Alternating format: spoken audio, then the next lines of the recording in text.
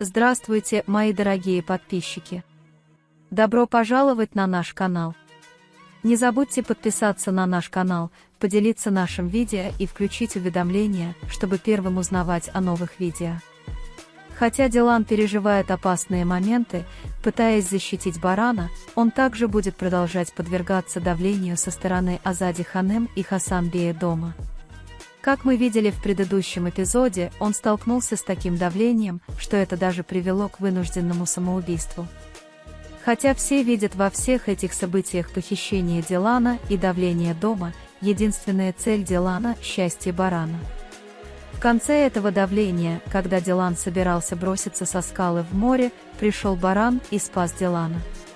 Однако есть одна вещь, которую мы не должны забывать. Сабиха Ханем рассказала Барану о событиях. Если бы Сабиха Ханем не позвонила Барану, Дилан бросилась бы со скалы по настоянию Хасан Бея. Можно сказать, что любовь Барана и Дилана собирает вокруг себя все добро.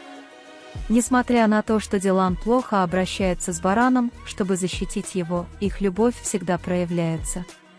Эта любовь будет продолжать циркулировать вокруг них, как сила, притягивающая их друг к другу.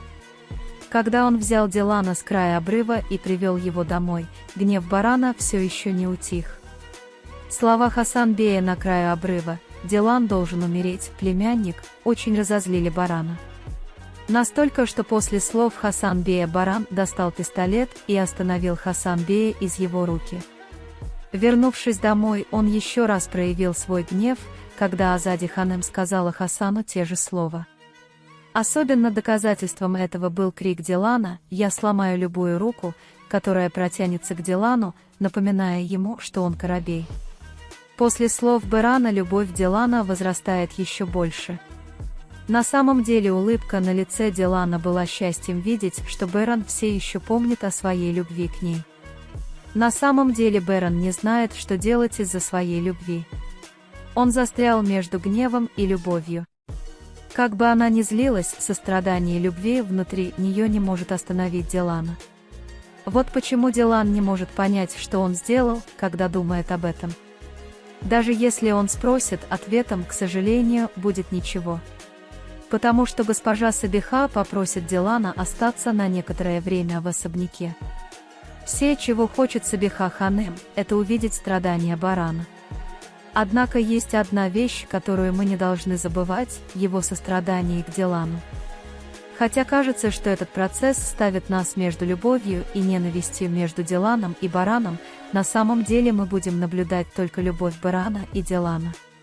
Как бы плохо они ни относились друг к другу, кажется, что любовь внутри них привлекает их все больше и больше с каждым днем. На самом деле, Барану нужно увидеть зло Азади Ханем и Хасан Бея и сказать им «стоп». Однако такое поведение Азади Ханем и Хасан Бея продолжится. Кроме того, Сабиха Ханем хочет, чтобы Дилан остался на некоторое время в особняке, а это значит, что Дилан продолжит мучить Барана еще немного. Баран же после всего этого даже не захочет, чтобы Дилан вышел из комнаты.